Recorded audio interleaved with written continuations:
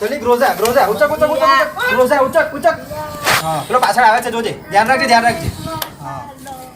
આ બરાબર છે વેરી ગુડ કાલનો પ્લાન છે તારો અલા કાલે તો 26મી જાન્યુઆરી લા તમારું બધાનું પ્લાનિંગ શું છે કાલે તો રજા એટલે આપણે મજા આપણે તો મસ્ત ઊંઘવાનું એટલે મોડું ઉઠવાનું ભાઈ આપણે દિવસ હોય કે રાત એક જ વાત play unknown battle ground PUBG ચાલે બીજી વાત નહીં જોઈએ પત્યા તારે શું કરવાનું તું ભાઈ લાકડા લઈ લે પતી જવાનું જો ભાઈ આપણને તો ક્રિકેટની અગન છે અગન એટલે આપણે રજા હોય એટલે આપણે ત્યાં ક્રિકેટ જ રમવાની બીજું કંઈ નહીં કોણ આવશે રમવા તે કહી દે ભાઈ આવીશ ને તો શું તમે લોકો ધ્વજવંદન માટે નથી આવવાના અરે યાર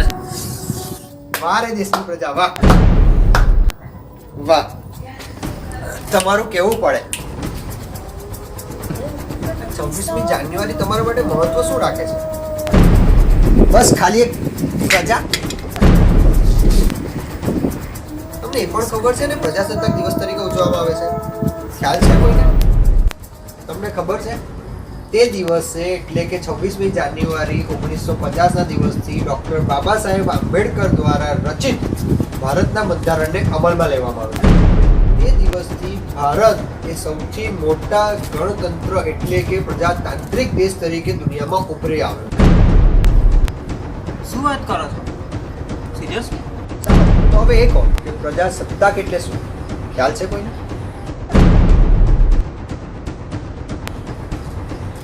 હું જણાવ ગમે ત્યાં થૂકવું મળમૂત્રનો ત્યાગ કરવો મન ફાવે તેમ ગાળો વેલવી બરાબર અને એ બધું કરીને તમારા સંસ્કારને વાણી સ્વતંત્રતાનું પ્રદર્શન કરવું અને હા કદાચ કોઈ રોકી ટોકી લે હું તો આઝાદ હિંદનો ભારતનો નાગરિક છું એમ કહીને બળાયો હાંકવી અને હા રસ્તામાં આવતી જતી છોકરીઓને છેડવી એના પર કમેન્ટ કરવા એ તો જાણે તમારી આઝાદીનો સુપર પાવર છે કેમ બરાબર ને દર વર્ષે ભારતની અંદર molestation rape child abuse human trafficking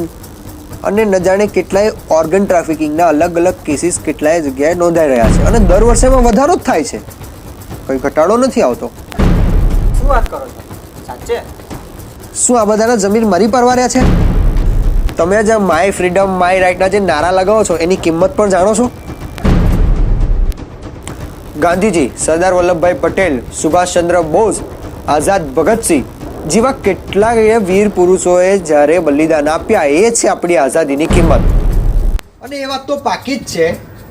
કે આવી ઓછી હરકત કરીને દેશનું નામ બગાડવા વાળા માટે તો આ વીર પુરુષોએ બલિદાન આપ્યા જ નથી એ લોકોએ જે આઝાદીનું સપનું જોયું હતું એ આ નથી હજુ પણ લોકો માનસિક ગુલામ છે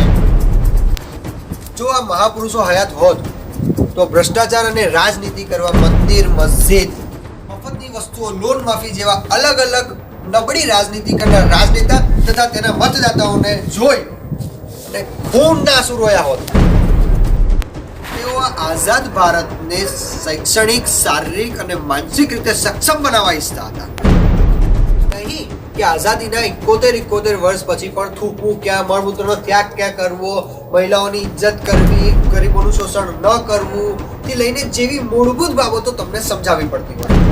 કચરો નાખવાનું તો તમને અલગથી કહેવાનું પીળો ક્યાં અને સૂકો ક્યાં કેમ અને હા એ પણ બધું નેશનલ ટેલિવિઝન પર જે આપણા વિદેશી મહેમાનો તથા વિદેશમાં વસતા લોકો જુએ એટલે આપણા દેશની છબી હરડાય બસ મિત્રો હવે તમારા અંદરના જમીનને જગાવો સરકાર કે કોઈ બીજાના ભરોસે બેસવાનું બંધ કરી પોતાની સમજદારી કેળવો અને દેશ પ્રત્યે જવાબદારી સમજો